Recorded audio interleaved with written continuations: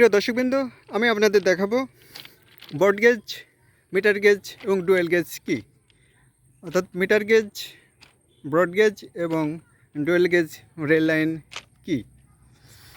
আপনারা দেখছেন এই লাইনটাই 3টা রেল স্থাপন করা হয়েছে। মাঝখানেরটা যদি বাদ দেওয়া হয় তাহলে দুই পাশের যে রেলের প্রশস্ততা তার দূরত্ব হবে 1676 মিলিমিটার। এই দূরত্বের রেল লাইনকেই বলে broad gauge.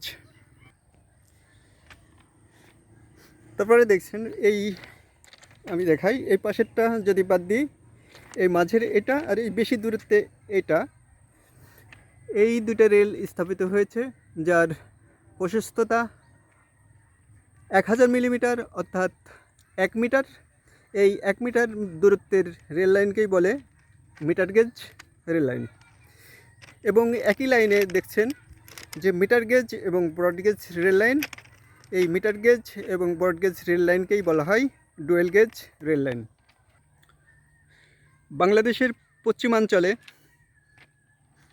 Broad gauge rail line, এই রেল লাইনে ব্রড গেজ রেল কোচ চলাচল করে এবং বাংলাদেশের পূর্বাঞ্চলে মিটার গেজ রেল লাইন, এই রেল লাইনে শুধু মিটার গেজ রেল কোচ চলাচল করে। আমি যে রেল লাইনটা আপনাদের দেখাচ্ছি এটা পশ্চিমাঞ্চলের একটি রেল লাইন।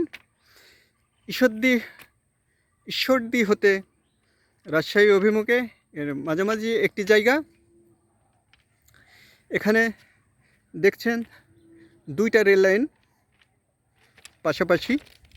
আমি একটু ভালো করে দেখাই, এই পাশে একটি রেল লাইন এবং এই পাশে আরেকটি রেল লাইন।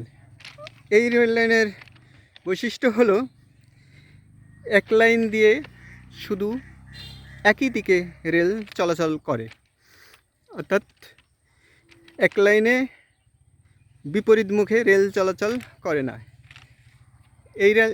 এই লাইনটাই পূর্ব হতে পশ্চিমের দিকে রেল চলাচল করে এবং পাশের এই রেল লাইনটাই, এইটা পূর্ব হতে পশ্চিম হতে পূর্ব দিকে রেল চলাচল করে। প্রিয় দর্শকবৃন্দ, আমি আশা করি বোঝাতে পেরেছি আপনাদের ব্রড গেজ, মিটার গেজ এবং ডুয়েল গেজ রেল লাইন কি।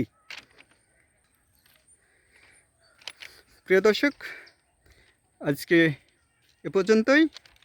খোদা হাফেজ।